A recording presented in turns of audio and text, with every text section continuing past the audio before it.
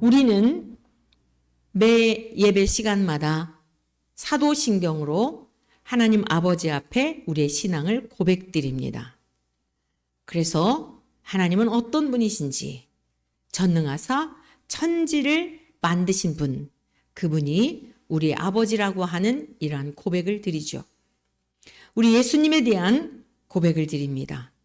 우리 예수님이 동정녀 처녀의 몸에 태어나셨다. 그리고 우리 주 예수님이 장사되셨다. 죽은 자 가운데서 살아나셨다. 지금 매 주마다 부활에 대한 말씀을 고린도전서 15장은 일명 부활장이라고 하는데 예수님의 부활하심에 대하여 그리고 장차 우리가 살게 될 부활에 대하여 계속적으로 배우고 있습니다. 굉장히 중요한 기독교의 아주 핵심이라 할 수도 있고 생명이라고 할 수도 있고 마치 계란의 노른자와도 같은 이러한 생명이기 때문에 지금 고린도전서 15장을 중심해서 우리 주님께서 장사된 지 사흘 만에 죽은 자 가운데서 다시 살아나셨으며 라고 하는 이 말씀에 대한 배경에 대해서 근거에 대하여 계속적으로 우리가 배우고 있는데 오늘 이 시간 하나님께서 진리의 성령님을 통하여 예배 자리에 함께 하신 여러분 모두에게 우리 어린이들일지라도 나이와 상관없이 우리의 세상적인 배움과 상관없이 모두 동일하게 믿어지는 은혜를 성령님께서 물붓듯이 부어주시기를 축원합니다. 우리의 신앙이 부활신앙으로 무장되지 않으면 기독교의 신앙은 이 세상에서 행복을 추구하고 우리가 성공적인 인생을 사는데 목적이 있는 것이 아닙니다.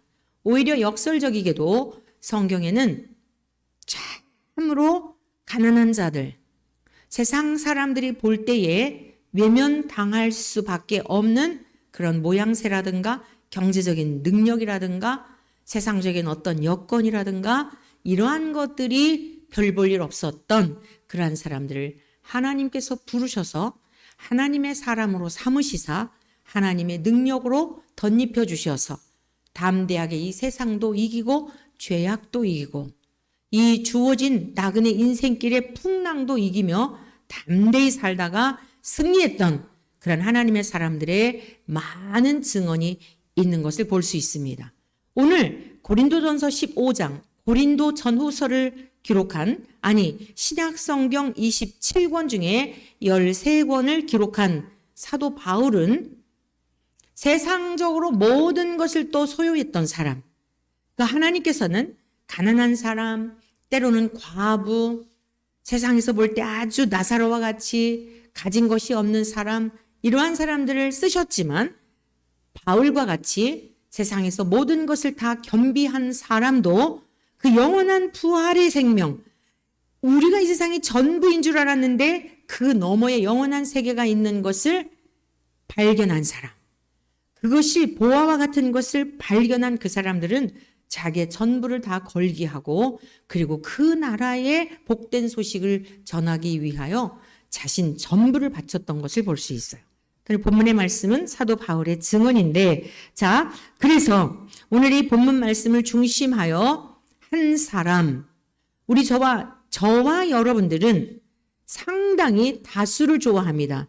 특별히 우리가 사는 이 세상은요, 이 민주주의 국가, 자유민주주의 국가에서 모든 것들이 투표를 가지고 많은 사람들이 응하는 것을 옳은 것으로 이렇게 판단을 하고 결정을 하는 시대에 살고 있지만 성경은 오히려 한 사람, 오늘 예배 자리에 나온 저와 여러분 한 사람을 주목하고 계신다는 것을 여러분 깨달으시기를 축복합니다.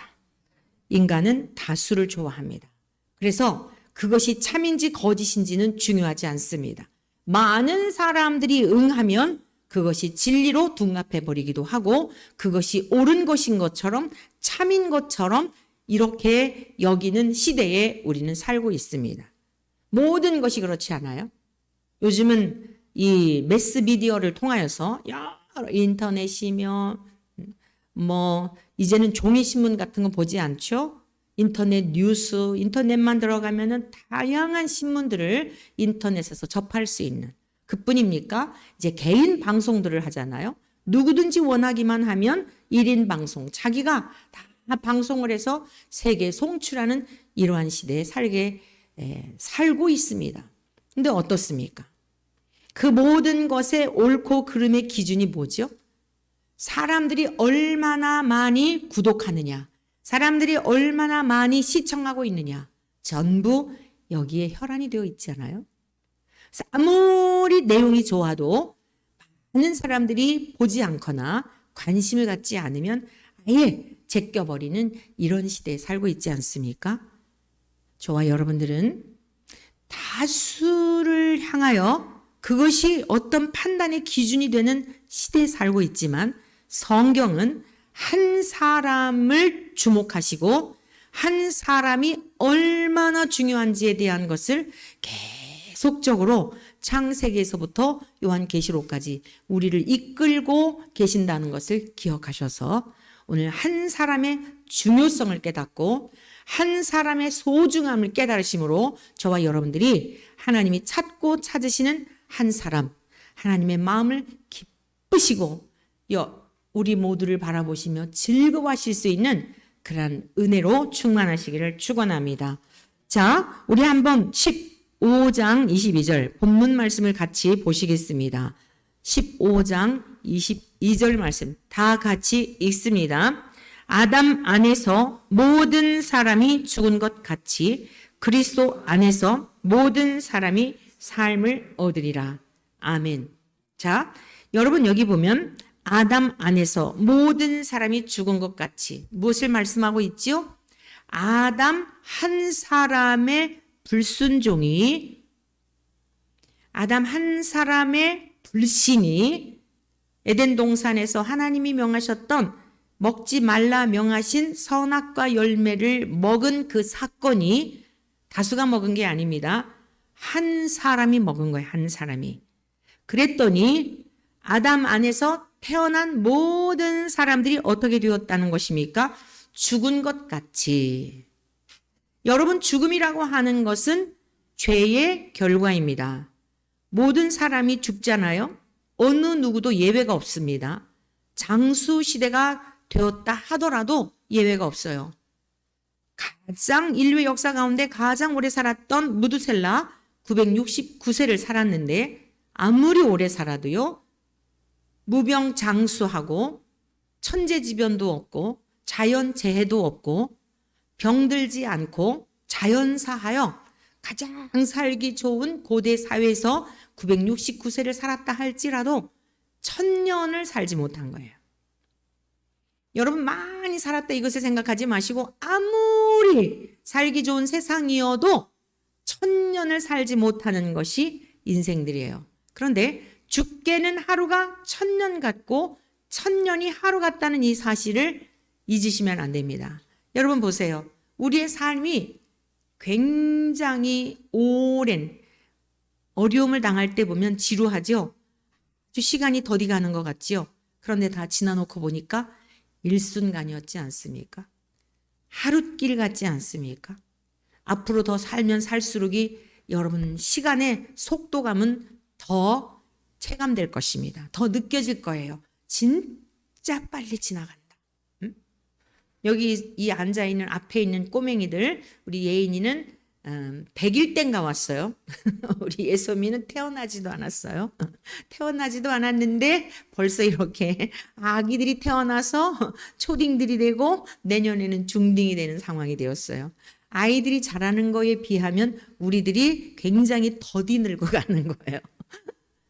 얼마나 빨리 시간이 날아가고 있는지 몰라요. 신속히 날아가나이다. 할렐루야.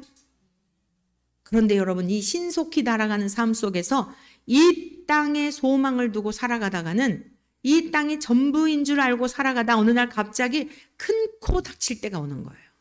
이거 아닌데? 이거 뭐야? 어떻게 하면 좋지? 그 영원한 부활의 세계를 준비하지 않으면 당황할 수밖에 없어요. 당황으로 끝나는 게 아니라 이건 기가 막힌 거예요. 그러면 교회를 안 다니는 사람은 그렇다 할지라도 성경은 누구를 위해 준 거예요? 하나님의 백성들에게 준 책입니다. 여러분, 구약의 성경도 하나님이 택하신 이스라엘 백성들에게 준 거예요. 저와 여러분들은 지금 이 시대에 더욱더 경각심을 가지고 허리띠를 졸라매고 정신을 바짝 차려 깨어 근신하며 언제 우리의 삶이 마감이 될지 모르는 인류의 종말이 더디더라도 개인의 종말은 항상 우리 앞에 있는 거예요. 빌립보서에 바울 사도가 기록한 것처럼 저편과 이편의 사이에 끼어 있어. 이 종이 한 장처럼 저편과 이편의 사이에 끼어 있어. 내가 원하는 것은 그리스도와 함께 있는 것이라는 거예요. 이 땅에 사는 것보다 내가 그리스도와 함께 사는 것이 더 원하는 바라는 겁니다. 그런데 바울 사도가 이 땅의 삶에 소망을 두고 이 땅에서도 살아야 할 이유를 발견했다면 무엇 때문이에요? 아직 이 부활의 기쁜 소식을 알지 못하는 자들에게 믿는다 하면서도 부활의 신앙을 소유하지 못하고 여전히 땅의 것을 바라보며 살아가는 성도들을 일깨워서 그 영원한 나라로 잘 안내하여 함께 가기를 바라는 것 때문에 이 편에 있는 것도 여러분들을 위하여 유익하다라고 받아들인 것이에요. 사랑하는 성도 여러분, 아담 한 사람이 하나님 앞에 불순종하였더니 아담이 그 상상이나 했겠습니까? 내가 이 선악과 열매를 따먹었을 때에 하나님과의 관계, 죽음이라고 하는 것을 두 가지로 이해하시기를 바랍니다. 육체의 죽음만을 생각하는데 아담 안에서 모든 사람이 죽은 것 같이 이 죽음이란 하나님과 인간의 관계 단절을 말하는 거예요. 철길 레일과 같아서 하나님이 아무리 말씀하셔도 못 깨달아요. 하나님이 아무리 보여주셔도 알아먹지를 못해요. 그래서 그것을 이사야 선지자를 통하여 하나님이 택하셨던 이스라엘 백성들을 향해 눈이 있어도 보지 못하고 귀가 있어도 듣지 못하는 입이 있어도 말하지 못하는 눈먼 소경이요 귀머거리 된 자요 벙어리 된 자들이라고 책망하셨어요. 죽음이란 여러분 육체의 죽음만을 생각하시는데 모든 사람이 아담 안에서 죽은 것 같이 아담이 하나님 앞에 범죄하였더니 죄의 DNA가 들어와서 하나님이 말씀하셔도 못 깨닫고 성경을 읽어도 무슨 소리인지 못 알아듣고 들어도 못 알아듣고 읽어도 깨달아지지 않는 여러분, 하나님께 나와 예배를 드릴 때에 그게 무슨 말씀인지 잘 못 알아듣는다면 심각하게 여러분 거룩한 근심을 하셔야 돼요. 이 하나님의 말씀이 이해가 되지 않고 깨달아지지 않고 아직도 부활 그 세계가 있다고 하는 것이 막연하다면 여러분들은 심각한 근심을 하셔야 돼요. 세상적인 어떤 근심 다 뒤로 하시고 여러분의 생명에 관한 것이기 때문에 하나님 앞에 간절히 구해야 돼요. 무엇을 구해야 되냐? 내가 믿으려고 노력하는 이 믿음이 아니라 믿어지는 은혜를 주옵소서. 할렐루야. 하나님의 영이신 성령님이 우리 안에 임하시게 되면 그게 죽었던 자가 눈이 떠지는 것과 같은 거예요. 살아나는 거예요. 눈먼 소경이 딱 뜨게 되면 여러분 보이지 않는 자에게 뭐 하늘 색깔이 어때요? 나무가 어때요? 아무리 설명을 해줘도 태중에서부터 눈먼 자는 이해가 안 되는 거예요. 그냥 자기의 상상으로 그런가 보다라고 추측할 뿐이에요. 그것은 전혀 실제와 상관없는 자기의 생각이에요. 여러분 신앙생활을 그렇게 하는 분들이 계세요. 내가 그냥 원하는 대로 짜 맞추는 신앙은 신념이지 여러분의 신념일 뿐이지 성경에서 말씀하고 있는 신앙은 아닌 것이에요. 여러분 하나님을 믿는 믿음 안에서 예수 그리스도께서 나의 죄와 허물을 위해 성경대로 죽으셨으나 성경대로 살아나신 이 사실이 믿으려고 노력하는 게 아니라 십자가 보면서 고난주간에 잠깐 눈물을 찔끔 흘리는 게 아니라 우리의 전 존재적으로 믿어지는 은혜. 여러분 이러한 사람들은 이 세상에 살아도 이 세상 사람을 이 세상에 살고 있으나 이 세상 사람이 이미 아닌 거예요.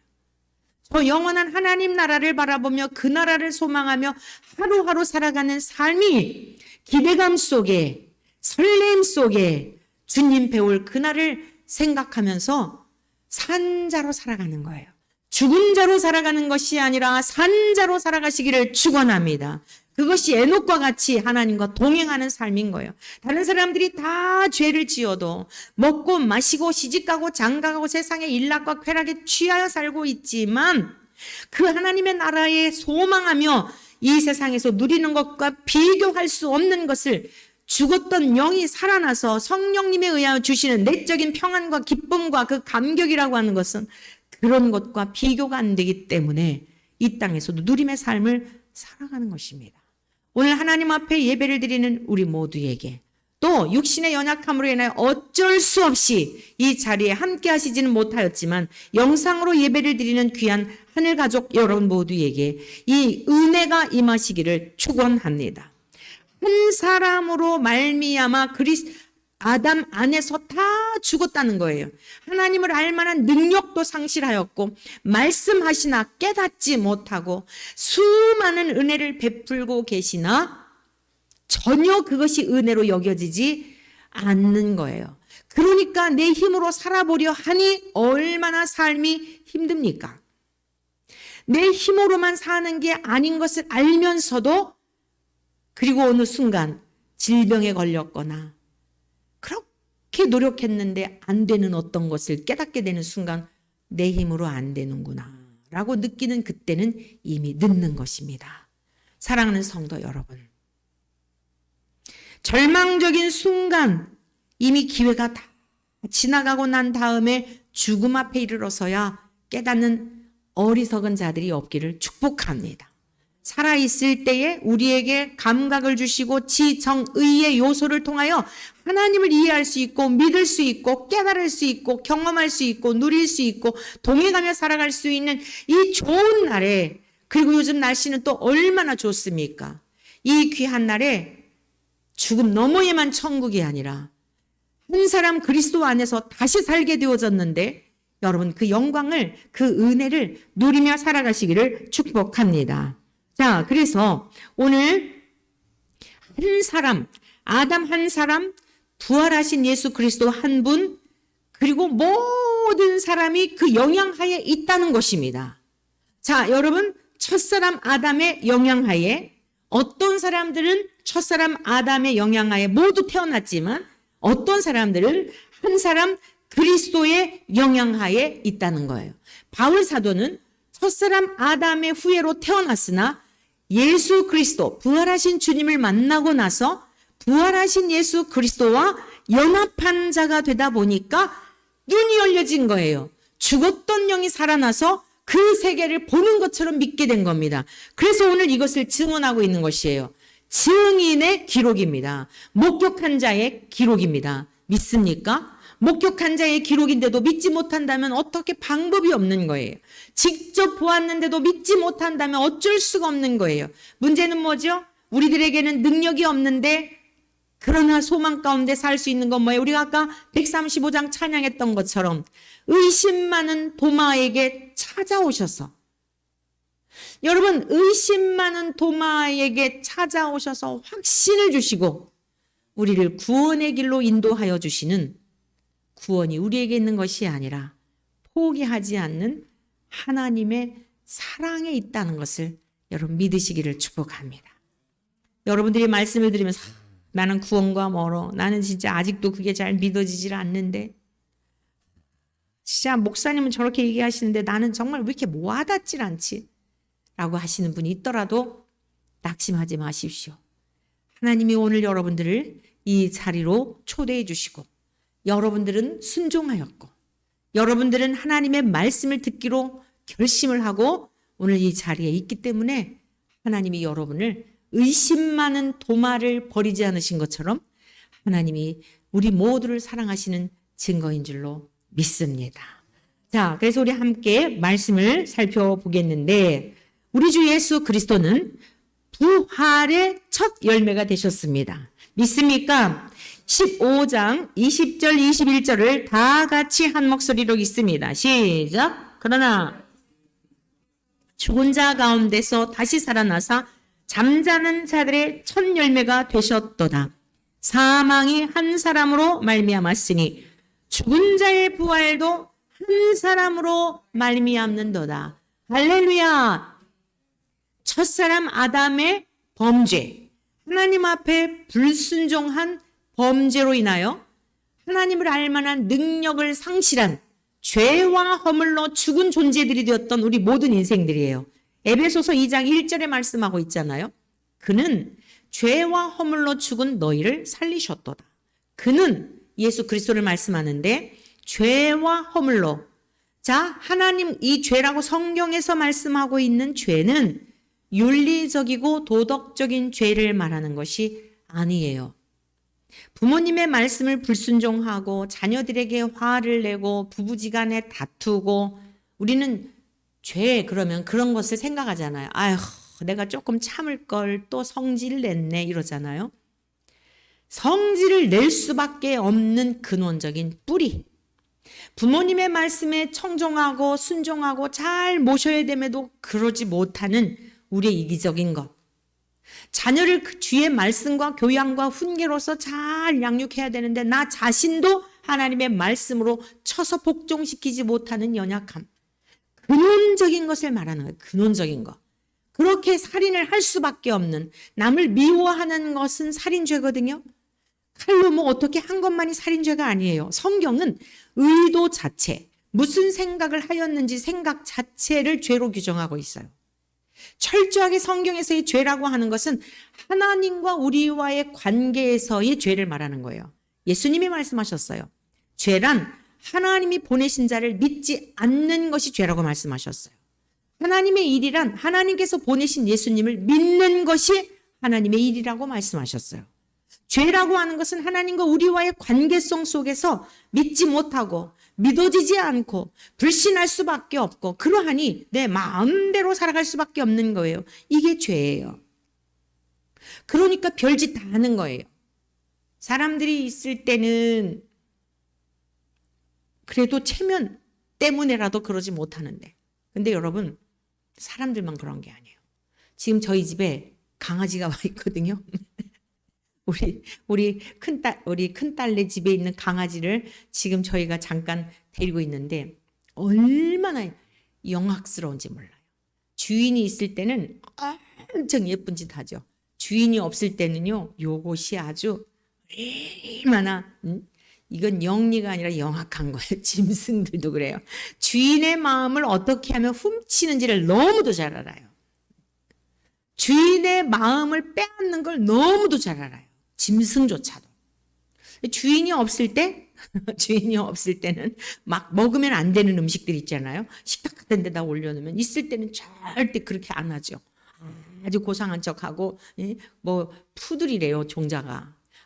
아주 그런 척 하는데 우리만 없잖아요. 그러면 하여간 뭘 야금야금 먹는 거예요, 이렇게 다니면서. 우리는 안 그래요? 여러분, 저와 여러분들은 안 그래요? 누가 있을 때는 체면 유지하기 위해서라도. 여러분, 부부싸움 할 때도 누가 옆에 있으면 싸우겠어요? 성질이 나지만 얼굴이 울그락불그락하지만 꾹꾹 눌고 참잖아요. 제가 여러분 집에 신방을 갔는데 저를 놔두고 싸우겠어요? 그러지 않지요. 근데 가고 나면 어때요? 속에 있었던 거 막 그러고 그러지요. 우리 인간은 선한 인간이 하나도 없어요. 자꾸 자기를 착한 사람으로, 선한 사람으로 그렇게 보이려고 하는 것 자체가 사실 굉장히 힘든 일이에요. 여러분, 하나님 앞에 다 두 손 두 발 드시기를 축복합니다. 강아지가요, 주인한테 이렇게 발하고 손인지 뭐 다 발인지는 모르겠는데 딱 내 다리를 이렇게 하면 이렇게 항복이라 그래. 가장 주인에게 자기의 기쁨을 표현하는 게 그거라 그러더라고요. 항복합니다 그러는데, 그 모습 보면서도요, 하나님 앞에 항복하는 저와 여러분 되시기를 축복합니다. 착하고 선하고 뭐 남들에게 잘 보이려고 하면 할수록 너무 힘든 거예요. 선한 것이 없어요. 우리 안에는 선한 구석이 전혀 없어요. 그게 에베소서 2장 1절에서 말씀하고 있는 거예요. 그는 죄와 허물로 죽은 너희를 살리셨도다. 예수님의 죽으심이 왜 죽으심이에요? 우리의 죄 때문이에요. 안 돼요. 노력으로도 안 돼요. 마음의 혈기를 부리지 않으려고 작심을 했는데도 벌써 그 생각하기 전에 화가 나는데 어떡합니까? 근데 하나님의 영이 우리 안에 계셔서 우리를 눌러주실 때에, 우리를 통제하여 주실 때에, 우리를 제어하여 주실 때에 화가 안 나는 거예요. 화를 참으려고 하는 게 아니라 그게 그렇게 크게 보여지지 않는 거예요. 할렐루야! 나 같은 인생을 위하여 주님이 죽으신 그 사랑을 생각하면 저 사람보다 나는 더한데, 그거 생각하면 뭐 화낼 게 뭐가 있습니까? 나보다 저 사람이 오히려 낫다고 생각을 하는데, 그런데 주님이 나를 용납하셨다는, 여러분 그 믿음으로 하나님이 나를 수용해 주셨다는 이 믿음이 확신이 있는데 화낼 게 뭐가 있어요? 사랑하는 성도 여러분, 죄와 허물로 죽은 저와 여러분들을 예수 그리스도께서 살려주신 줄로 믿습니다. 허물이라고 하는 것은 금을 딱 그어놨는데 이거 넘으면 안 돼 했는데 넘어버린 것을 말하는 거예요. 선악과 열매를 먹으면 안 돼라고 했는데 딱 먹은 것을 말하는 거예요. 그건 뭐냐? 하나님의 영역을 침범했다는 뜻이에요. 선악과 열매를 먹었다는 것은 하나님의 영역을 침범했다는 뜻이에요. 판단자가 되는 걸 원치 않으세요. 하나님은 우리를 판단자가 되는 걸 원하는 게 아니라 하나님 안에서 하나님의 것을 가지고 누리며 살기를 원하시는 분인 걸 믿으시기를 축원합니다. 잘 기억하세요. 하나님은 우리에게 뭘 많이 하나님께서 요구하시는 게 아니에요. 내 것 가지고 기쁘게, 즐겁게, 행복하게 살아. 하나님의 것을 가지고 살라는 거예요. 근데 우리는 내 것 가지고 살려 그래요. 내 것이 무엇이죠? 우리 한번 성경을 찾아보시겠습니다. 자, 우리 성경 말씀을 같이 보시겠는데, 누가복음에 있는 말씀을 같이 보시겠습니다. 누가복음 11장, 누가복음 11장 37절부터 여러분 눈으로 따라 읽으시고 제가 설명하여 드리겠습니다. 예수께서 말씀하실 때에 한 바리새인이 자기와 함께 점심 잡수시기를 청함으로 들어가 앉으셨더니 잡수시기 전에 손 씻지 아니하심을 그 바리새인이 보고 이상히 여기는지라. 자, 예수님이 바리새인의 집에 식사 초대를 받으셨어요. 식사 초대를 받으셔서 식사를 하려고 하는데 이 바리새인은요, 하나님의 율법을 잘 지키려고 하는 엄청난 열심 있는 사람들이에요. 근데 이 성경에 쓰여져 있는 율법을 지키는 것만으로도 만족을 하지 못하고 장로의 유전을 만들었어요. 그래서 음식을 먹을 때마다 손을 씻어요. 그러니까 우리가 손을 씻는 이런 청결 이런 것이 아니라 이들은 음식을 하나를 먹을 때마다 손을 씻어요. 우리는 너희들과 달라. 우리는 구별된 사람이야 라고 하는 그런 자기의 의들이 강한 사람이에요. 근데 예수님께서 그들의 그러한 체질과 전통을 모를 리가 없죠. 그래서 일부러 손을 씻지 아니하시고 식사 초대를 받으셨는데 식사하시려고 해요. 바리새인이 이상히 여겼어요. 말한 게 아니에요. 선생님, 왜 손도 안 씻고 식사하시지요? 라고 물은 것도 아니에요. 그냥 생각으로만 이상히 여겼어요. 그런데 예수님은 성부 하나님과 동일한 본질을 가지신 분이기 때문에 다 꿰뚫어 보세요. 오늘 예배자의 자리에 나온 여러분 모두의 생각도 다 보고 계세요. 할렐루야! 여러분의 근심을 다 알고 계시고 고뇌도 다 알고 계세요. 오늘 여러분들이 무슨 생각을 하고 있는지를 다 보고 계세요. 이상히 여기는데 그 뒷부분을 보겠습니다. 주께서 이르시되, 생각만 했는데도 불구하고 꿰뚫어 보시고 너희 바리새인은 지금 잔과 대접의 겉은 깨끗이 하나. 그러니까 엄청 겉은 깨끗이 한단 말이에요. 씻고 또 먹어, 손 씻고 먹고. 그런데 너희 속에는 악독과 탐욕과 악독이 가득하도다. 비유하신 거예요. 너희들이 지금 잔도 대접도 깨끗이 씻으면서 너희들이 굉장히 다른 사람들보다 구별되었다라고 하는데 너희 속에 있는 탐욕, 악독, 그러니까 예수님을 지금 식사 초대를 한 의도 자체도 순수한 의도가 아닌 것을 다 알고 계세요. 많은 사람들이 추종하고 많은 사람들이 영웅시하고 예수님께 나가면 막 질병이 고침받고 놀라운 기적들을 행하니까 여러분 이렇게 좀 특별한 사람하고 같이 이렇게 지내면 나도 특별한 것처럼 그런 게 있잖아요. 하여간 어떤 의도로 초대를 했든지 순수한 의도는 아닌 걸 알 수 있어요. 너희 속에는 탐욕과 악독이 가득하도다. 여러분 이게 지금 우리들 속에 있는 거예요. 이것을 인정하는 거예요. 기독교의 신앙은 이것을 인정하지 않으면 절대로 천국, 심령이 가난한 자는 가난이 뭐예요? 인정하는 거예요. 맞습니다. 옳습니다. 탐욕이 가득합니다. 악독이 가득합니다. 정말 깨끗하게 살고 싶은데 안 됩니다. 제 생각이 불순하고요. 이것을 보게 하시고 이것을 깨닫게 하시는 분이 성령님이신 줄로 믿습니다.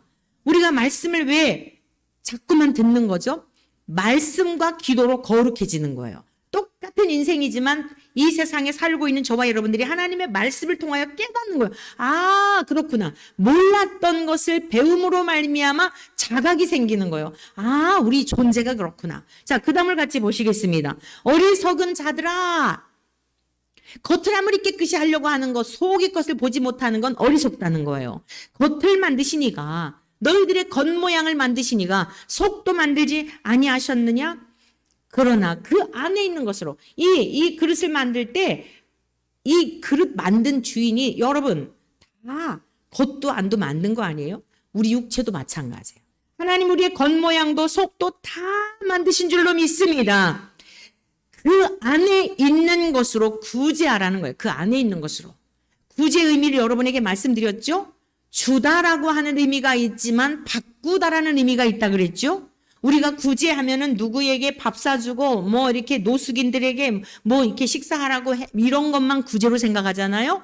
구제라고 하는 원어적인 의미는 여러 가지 의미가 있어요. 근데 주다라는 의미도 있지만 우리가 이것만 알아요. 바꾸다라는 의미가 있어요. 자, 보실까요? 그 안에 있는 것으로 구제하라. 그 안에 있는 것을 주라는 거예요. 네 안에 있는 것을 나에게 다오 이 말씀이에요. 너 지금 나에게 이 밥 한 끼 대접해 주어서 네 의도하는 무엇인가가 있는 것 같은데 악독과 탐욕이 가득한 그것 가지고는 나를 만나서도 아무 의미가 없어. 네 속에 있는 악독과 탐욕을 내게 가져와. 그러면 자, 뒷부분에 있는 말씀 볼까요? 그리하면 모든 것이 너희에게 깨끗하리라. 여러분 생각해 보세요. 내 속에 더럽고 탐욕과 악독으로 가득한 것으로 누구한테 구제하고 났는데 그러면 여러분 우리가 뻔히 아는 내용 아니에요? 내 안에 악독이 있고 탐욕이 있고 이런 게 있는데 누구에겐가 대접을 했어요. 대접을 하고 나면 여러분 순수한 마음으로 대접한 게 아닌 그 뒤에 후속 조치 마음에 어떤 의도가 생기지 않겠어요? 저 사람에게 내가 베풀었던 거에 무엇인가 반드시 다시 찾고자 하는 이러한 불순한 생각들이 생기지 않아요? 아니 여기 이거 말고라도 이 말씀은 잠깐만 이렇게 해놓고 여러분들이 누구에게 무엇을 했는데 그걸로 딱 끝나든가요? 순수한 마음으로 한 것 같은데 아우 저 사람 어떻게 얻어먹기만 해. 엊그제 인터넷 뉴스를 봤는데 의사라는 사람이 이게 이제 막 핫 이슈가 돼서 막 댓글들이 많이 달리고 하면 이렇게 그 네이버 다음 이런 데 이렇게 메인 그런 데 뜨잖아요. 의사가 그 어떤 이제 아가씨하고 교제를 하게 되었나 봐요. 근데 의사의 그 아가씨하고 월급 차이가 5배가 차이가 난대요. 그런데 이 의사가요, 이 아가씨하고 만나가지고 전부 자기가 다 쓴다는 거예요. 차 한 잔 안 사준다는 거예요. 그래서 너무 얄미로운 생각이 든다는 거예요. 내가 이 사람이 뭐 봉인가 이래가지고 한 번 만날 때마다 20-30만 원 기본이고 뭐 어떨 때는 한 40-50만 원이 들어간대요. 그래가지고 내가 이거 지금 너무 봉인가 해가지고 그걸 글을 올린 거예요. 그랬더니 그 밑에다가 이제 이렇게 딱 갈리잖아요. 아 진짜 그 여자 너무하다 이러고 또 어떤 사람들은 아니 정말 사랑하면 그게 뭐가 아까워 또 이래가지고 그러는데 여러분 우리 인간이 그런 거예요. 순수한 마음으로 내가 경제력도 있고 그래서 뭔가가 이렇게 하는 것 같은데 사랑이라는 이름으로 교제하면서 그러는 것 같은데 무슨 생각이 들어요? 이게 솔솔 내가 봉인가? 내가 이게 뭐야? 자기의 뭔가? 이 생각이 드는 게 인간이에요. 인간은 절대 100% 순수한 인간이 없는 거예요. 사랑한다고 하는 관계에서도 그런데 여러분 주변의 지인들하고는 어때요? 예? 여러분 주변에 지인들 있잖아요. 그래서 막 친구도 있잖아요. 계속 여러분이 10번 밥 사주면서도 전혀 마음에 아무 생각이 없어요? 10번까지도 안 가죠. 한 서너 번 사줬는데 아우 이제 얘는 진짜 너무 염치가 없어. 내가 이렇게 3번 사줬으면 지는 좀 한 번이라도 사지. 이런 생각 안 들어요? 우리 원천교회 성도님들은 다 착해가지고 그런 분 한 분도 없어요. 그런 분 한 분도 없을래야 없을 수가 없는 거예요. 동의하시죠? 바로 그 말씀이에요. 너희 속에 악독과 탐욕이 가득하다. 그거 나한테 이거 밥 한 끼 대접하려고 하지 말고 네 속에 있는 악독과 탐욕에 대한 것을 인정을 해. 그것을 나에게 고백을 해. 그걸 나에게 주어. 내가 이 땅에 온 목적이 뭐냐? 너희들이 그 죄 때문에 너희들이 하나님의 영역을 침범하여 판단자가 되고 심판자가 되고 너희들이 신이 되어 살려고 하는 그것 때문에 내가 와서 죽으러 온 거야. 이걸 말씀하고 계신 거예요. 자, 우리 한 곳을 더 보겠습니다. 마가복음 7장으로 가겠어요. 마가복음 7장. 자, 누가복음에 있는 말씀을 더 조목조목 주님이 말씀하신 내용이에요. 구체적으로 우리 안에 있는 죄의 본성에 대한 것을 말씀하고 있는 것입니다. 자, 7장 20절. 또 이르시되 사람에게서 나오는 그것이 사람을 더럽게 하느니라. 속에서 곧 사람의 마음에서 나오는, 마음이라고 하는 우리의 인격이죠. 우리의 전 존재를 말하는 거예요. 악한 생각, 곧 음란과 도둑질과 살인과, 그럼 여러분들이 여기서 안심하시면 안 돼요. 성경에서 규정하고 있는 도둑질, 살인 이런 거 뭐라 그래요? 남의 것을 보고 탐심을 가진 것도 도둑질, 아름다운 여인을 보고 음욕을 품는 것도 간음, 이렇게 규정하고 있단 말이에요. 그러니까 우리가 자꾸 나라의 정한 법에 저촉되지 않으면 숨어서 뭐 하면은 괜찮은 줄 아는데 다 속는 거예요. 의도. 자, 22절. 의도 자체가 하나님 앞에 범죄로 규정이 되는 거예요. 22절. 간음과 탐욕과 악독과 속임과 음탕과 질투와 비방. 여러분 질투라고 하는 것을 가볍게 여기죠. 우리가 인간으로 태어나서 어떻게 질투하지 않을 수 있어? 근데 저와 여러분들 부모님 슬하에서 자라면서 어린 시절부터 얼마나 많은 질투 있었나요? 언니 좀 이뻐하는 것 같고 동생 이뻐하는 것 같고 오빠를 더 그러는 것 같으면 마음에, 여러분 이거 전부 다 하나님 앞에 죄로 규정되고 있는 우리 속에 있는 악독에서 나오는 것들이라는 뜻이에요. 악한 생각이라는 거예요. 근데 선한 게 뭐가 있어요? 비방. 얼마나 많이 비방합니까? 특히 우리나라는 여야로 갈려가지고 얼마나 많이 비방하는지요. 정치가들이며 교만과 우매함이니 이 모든 악한 것이 다 속에서 나와서 사람을 더럽게 하느니라. 여러분 이게 왜 이렇게 왔다고요? 첫사람 아담이 하나님의 말씀을 불순종하여 죄와 허물로 죽어있는 상태에 우리 모두가 그 유전을 가지고 태어났다 이거예요. 그 한 사람 때문에 우리가 다 거기 그대로 그 죄의 유전을 가지고 태어나서 이게 죄인지도 모르는 영적으로 죽어있는 상태, 이것이 바로 모든 인간의 실상입니다. 저와 여러분들의 실제적인 모습이에요. 그렇다고 지금 우리가 예수님을 믿어 이게 다 없어졌나요? 영적 싸움이라는 게 뭐죠? 날마다 이러한 것과 싸우는 게 영적 싸움이에요. 믿으십니까? 동의하십니까? 선한 것이 없는 거예요. 우리의 근심은 뭘 먹을까 뭘 마실까가 아니에요. 저 영원한 부활 세계는 그냥 우리가 이렇게 너덜너덜 죄악과 막 이런 상태 가는 게 아니에요. 우리 예수님께서 초림 예수님으로 오셨을 때는 모르니까, 죄와 허물로 다 죽어 있어서 모르니까 누구든지 오라. 병든 자에게 의원이 필요하듯이 죄인인 우리들을 불러 의인이 되게 하시려고 오셨거든요. 다시 오실 주님은요, 죄인을 부르러 오시는 게 아니에요. 잘 기억하세요. 의인을 부르러 오신다고 말씀하셨어요. 히브리서 13장에 분명히 말씀하고 있어요. 다시 오실 주님은 의인을 부르러 오시는 거예요. 저와 여러분들의 인생을 다 걸게 해야 될 게 뭐라고요? 우리 속에 있는 악독과 탐욕을 절대로 우리 힘으로 이길 수 없다니까요.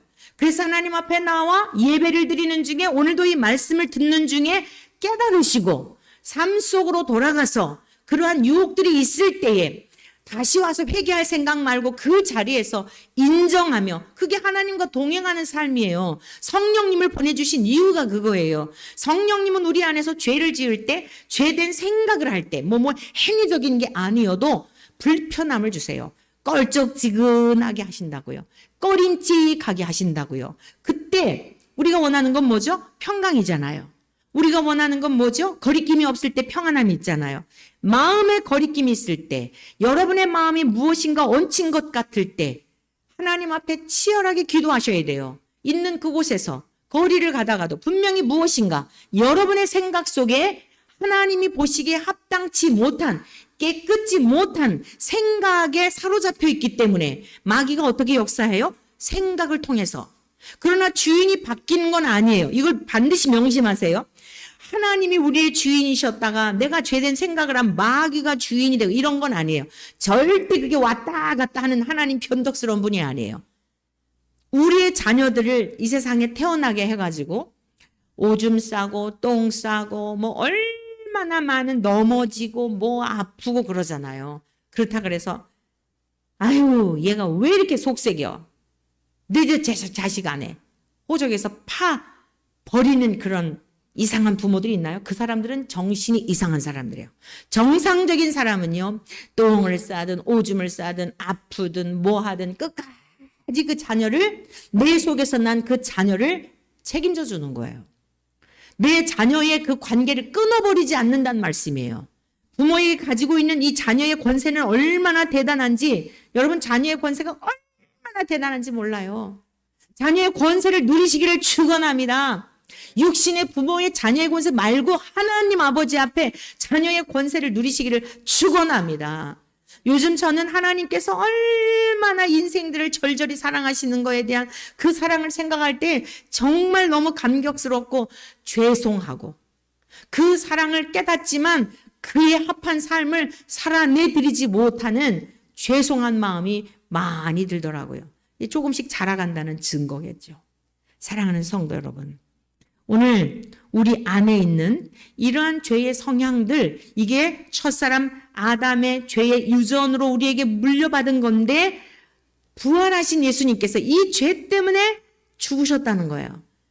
사랑하는 성도 여러분, 이 사실이 하나님이 주시는 선물로서 나의 죄 때문에 예수님이 다 도말하셔, 십자가의 죽으심으로 도말하셨다는 사실이 믿어짐으로 죄에서 자유함을 누리시기를 축원합니다. 고린도전서 15장으로 다시 돌아가 보겠습니다. 그래서 예수님은 이제 그리스도께서 죽은 자 가운데서 다시 살아나사 잠자는 자들이 누구냐면 죽은 자들이에요. 죽은 자들, 이전에 죽었던, 예수님 이전에 죽었던 사람들은 부활할 능력, 죽은 다음에 다시 사는 건 마찬가지지만 예수님의 부활하심과 같이 그러한 부활에 참여할 수 있는 자들은 아니었어요. 그런데 잠자는 자들의 첫 열매가 되셨다. 예수님은 사망 권세를 이기셨다 이 뜻이에요. 죄의 모든 권세를 다 이기셨다 이 뜻이에요. 그러므로 두 번째 아담으로 오신 예수님에게 붙어있는 사람, 예수님을 믿는 사람은 예수님의 의가 전가돼요. 아까 우리 누가복음의 말씀 살펴봤잖아요. 11장에서 너에게 있는 것으로 구제하라. 그리하면 깨끗하리라 그랬잖아요. 주님께 더러운 것, 첫사람 아담에게 물려받은 유전을, 그 죄의 성향들을 예수님의 십자가에 함께 못을 받고 이제는 내가 사는 게 아니라, 죄의 본성대로 사는 게 아니라 예수님의 온유하고 겸손하시고 거룩하신 그 성품대로 살기를 원합니다. 하나님의 인격이시기 때문에 이걸 받아주시는 거예요. 이게 영접이에요. 주님을 영접한 거예요. 하나님의 자녀 삼아주시고 성령님을 우리에게 선물로 주셔서 우리 안에서 우리를 계속 지도해 가세요. 하나님과 동일하신 성령이 우리 안에 함께 하시는 거예요. 성령님이 계실 때 평강이 있어요. 죄에 대하여, 의에 대하여, 심판에 대하여 깨닫게 하시지만 이전하고는 달라요. 이전의 죄책감하고는 달라요. 마귀가 주는 생각은 뭐냐면 죄책감이에요. 정죄감이에요. 참수하는 거예요. 네가 그래가지고 천국에 가겠냐.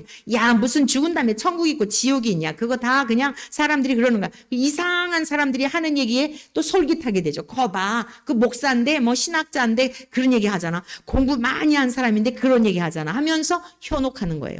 여러분 속지 마시기를 축원합니다. 마귀는 사기치는 자예요. 거짓말하는 자예요. 하나님의 관계를 이간질하는 거예요. 어떻게 해요? 생각을 통해서. 여러분의 생각을 통해서 마귀는 유혹을 하는데 간단해요. 그 생각 속에 하나님의 말씀으로 채우게 될 때 여러분이 그런 부정적인 생각, 여러분이 위축되고 자신감 없고 마귀는 우리에게 결국에는 자신감 없고 자존감이 낮게 하고 그리고 우울감을 주고 살맛 안 나게 하고 이게 마귀가 노리는 거거든요. 그럴 때 선포하세요. 여러분의 생각을 마귀가 점령하도록 내버려 두지 마시고 그래 어쩔래.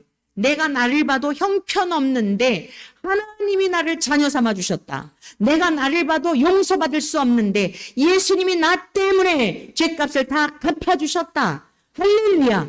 그런데 어쩔래. 네가 아무리 유혹해도 나는 더 이상 네가 주는 생각에 나의 생각을 빼앗기지 않아 하면 마귀는요. 마귀도 인격이에요. 영적 존재로서 인격이기 때문에 여러분의 생각을 물리쳐버리면 그러한 불신앙과 불순종의 생각을 물리쳐버리면 다시 여러분 안에 평강이 임하고 성령님도 인격이시거든요. 누구를 의지하느냐에 따라서 조종을 받는 거예요. 내 안에 계신 주님이신 주인의 뜻을 따라 주님의 말씀대로 순종하며 사는 게 자녀됨의 삶이 아니겠습니까? 한 사람 이제는 아담, 그 죄의 유전이 우리들에게 물려져 있었지만 두 번째 아담으로 오신 예수 그리스도를 통하여 그 한 분 예수 그리스도를 통하여 저와 여러분들은 죄와 상관없는 자들이 되었어요. 우리 성경을 통해 확신에 다시 한번 보겠습니다. 로마서 5장을 가겠어요. 로마서 5장. 지금 제가 설명해 드린 말씀을 좀 더 명확하게 기록하고 있는 내용이에요. 로마서 5장의 말씀을 봅니다. 자, 12절입니다. 그러므로 한 사람으로 말미암아 죄가 세상에 들어오고 여기서 한 사람으로 말미암아 죄가 세상에 들어왔다. 그 한 사람이 누구예요? 큰 소리로 다시요. 다시 읽습니다. 그러므로 한 사람으로 말미암아 죄가 세상에 들어오고 여기서 한 사람은 누구예요? 아담. 첫사람 아담. 흙으로 빚으신 아담을 말하는 거예요. 죄로 말미암아 뭐가 들어왔어요? 사망. 죽음이 온 거예요. 죽음은 두 가지 개념이라 그랬어요. 하나님과의 관계 단절, 알지 못하는 거, 깨닫지 못하는 거. 그 다음에 살다가 육체 죽음을 말하는 거예요. 이와 같이 모든 사람이 죄를 지었으므로 사망이 모든 사람에게 이르렀느니라. 그러니까 모든 인간이 이렇게 다 세상 것만 바라보며 살아가는 이유가 바로 그런 거예요. 13절, 죄가 율법 있기 전에도 세상에 있었으나, 자, 율법은 모세를 통해 주신 거잖아요. 그런데 첫사람 아담의 범죄 그리고 모세 이르기까지 수천년의 간극이 있겠죠. 여러분 그 안에도 죄는 있었다는 거예요.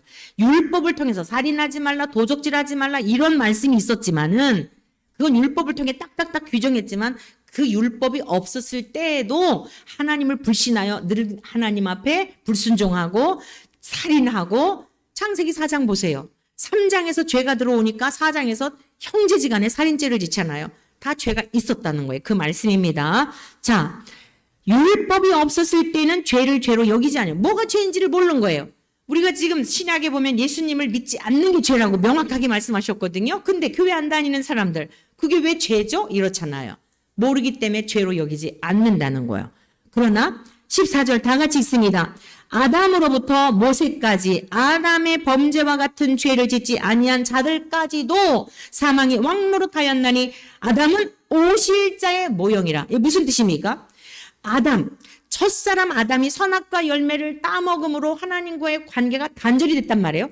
에덴 동산에서 쫓겨났단 말이에요. 에덴이란 기쁨이란 뜻이라 그랬죠. 기쁨을 상실한 존재가 되었다 이 뜻이에요. 우리가 자꾸 에덴이라는 걸 장소적 개념으로만 생각을 하는데 공간적 개념으로만 생각하는데 하나님과의 관계가 단절이 되니까 기쁨을 상실한 존재가 된 거예요. 그 에덴에서의 기쁨은 완전한 기쁨이거든요. 저와 여러분들이 그토록 갈망하는 만족한 삶, 다른 말로 행복을 말하는 거죠.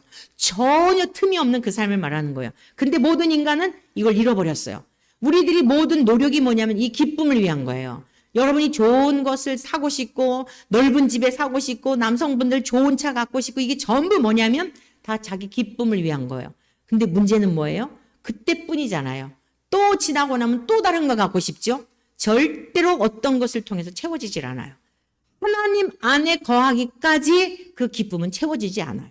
그래서 초가삼간에 살아도 월세방에 살아도 노숙인을 산다 할지라도 하나님이 내 안에 계시면 여러분 궁궐에 살면서 하나님 없이 사는 사람과 전혀 다른 천상의 기쁨을 누리며 살게 될 줄로 믿습니다. 그런데 그러한 삶을 살게 되면 사람으로서 하나님 앞에 영광 올려드리는 삶으로 변화되게 돼 있어요. 나 한 사람 괜히 다른 사람에게 민폐 끼치는 인생이 아니라 어떻게 하면 하나님의 기쁨을 위해 살까? 삶이 바뀌어지게 되어 있는 것이에요. 자, 성경 더 보겠습니다. 지금 그 말씀입니다. 아담은 오실자의 모형이라.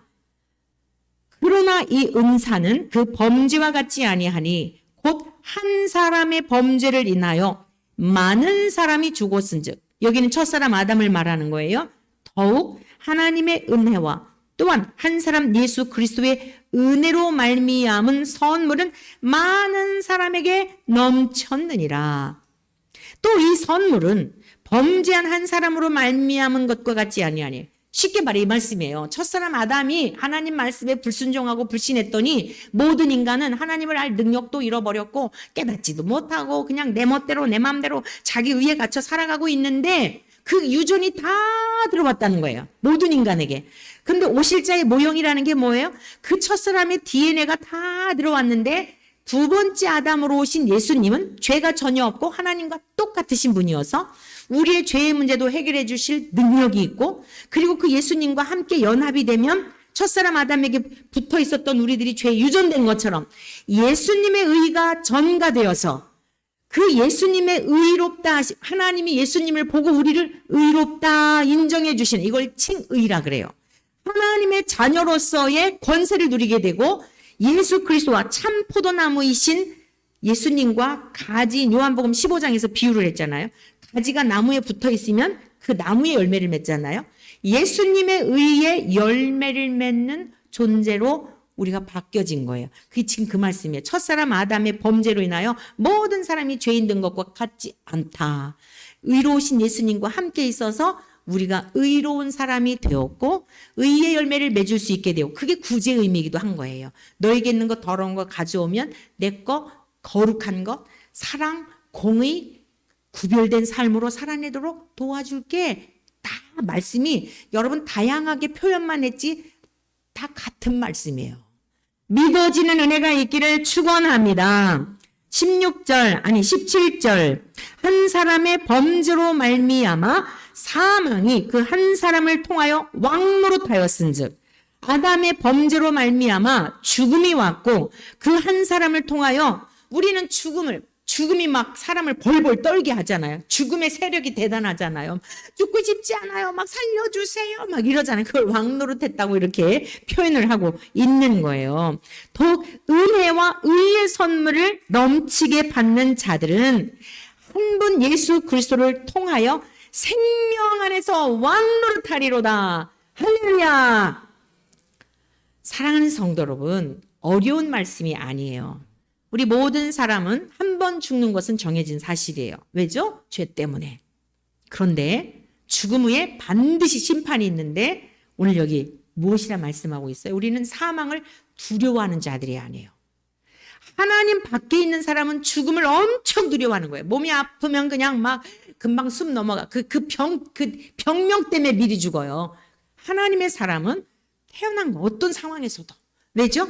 여긴 나그네 인생길이에요. 목적하는 곳이 어디예요? 저 영원한 하나님 나라예요. 근데 그 나라를 이 땅에서 누리지 못하면서 그 나라 가서 산다고요? 여러분, 이건 고민해야 되는 부분이라는 얘기예요.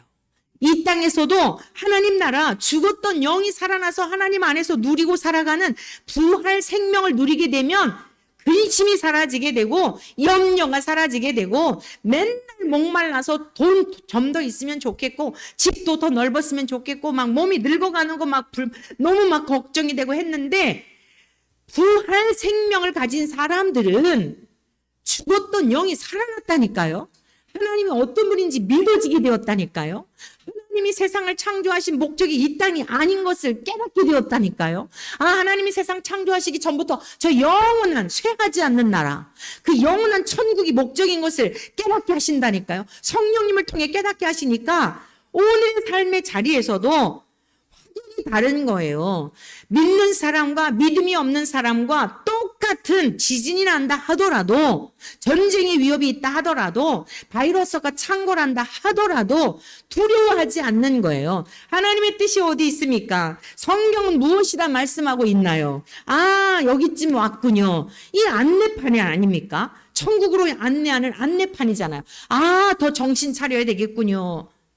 사랑하는 성도 여러분, 오늘 저와 여러분들에게 있어서 첫사람 아담은 사망의 첫 열매가 되었지만 예수 그리스도는 부활의 첫 열매가 되신 줄로 믿습니다. 부활의 첫 열매가 되신 예수님에게 붙어있는 저와 여러분들은 우리 예수님 한 분으로 말미암아 저와 여러분들이 다 교회라 그랬잖아요. 지체예요, 지체. 저와 여러분들은 교회의 머리가 되시는 예수님에게 붙어있는 손의 역할, 발의 역할, 저는 입의 역할을 하는 거예요. 기록된 말씀을 여러분들에게 가르쳐 주어서 여러분들은 그 말씀을 듣고 아, 그렇군요. 아, 그런 원리군요. 이걸 여러분이 마음으로 받아들이고 삶으로 살아내고 여러분의 인격이 되고 여러분의 가치가 되고 할렐루야! 믿음이 생활이 되고 신앙이 생활이 되고 믿음이 실제가 되는 그리스도인으로 살아가시기를 축원합니다. 사랑하는 성도 여러분, 말씀을 맺겠습니다. 오늘 우리의 삶의 기준이 어디 있습니까? 바울 사도 다 소유한 분이라니까요. 그런데 우리가 장사된 지 사흘 만에 죽은 자 가운데서 살아나시고 앵무새처럼 외우기만 하면 의미가 없는 거예요. 얼마든지 교회 안 다니는 사람들도 잠 안 올 때 사도신경 외워라, 주기도문 외워라, 100번 외우면 잠잘 거야. 수면제육이 그게 아니에요. 장사된 지 사흘 만에 살아나신 것은 역사적 사실인 줄로 믿습니다. 부활의 첫 열매가 되신 예수님을 우리가 믿음으로 말미암아 저와 여러분들에게도 그 세계로 인도하고 계시는 줄로 믿습니다. 한 사람 아담이 모든 사람에게 죄의 유전이 되었지만 한 분 예수 그리스도 부활의 첫 열매가 되셔서 예수님을 믿는 저와 여러분들, 지금 이 시간에 처처에서 예배를 드리고 있으며 우리 주 예수 그리스도의 십자가의 은혜를 입은 그들도 이후에 천국에서 모두 함께 살게 되는 이 영광을 우리에게 주신 줄로 믿습니다. 사랑하는 성도 여러분, 기독교의 생명은 부활신앙에 있는 거예요. 바울 사도가 엄청난 역사를 이루었지만 뒤에 것 다 잊어버리고 그 부활의 권능, 십자가의 고난과 부활의 권능에 참여하려고 뒤에 것은 잊어버리고 표대를 향하여 달려간다고 한 것입니다. 감옥에서 서신을 쓰면서도 그는 기뻐했습니다. 감격했습니다. 어떻게 그런 능력이 있었죠? 부활 신앙이 있었기 때문입니다. 사랑하는 성도 여러분, 멀지 않아 오늘 배웠던 말씀들이 실제가 되는 그날을 목도하게 될 줄로 믿습니다. 부활 신앙으로 승리의 삶을 살아가는 우리 모두 되시기를 주의 이름으로 간절히 축원합니다.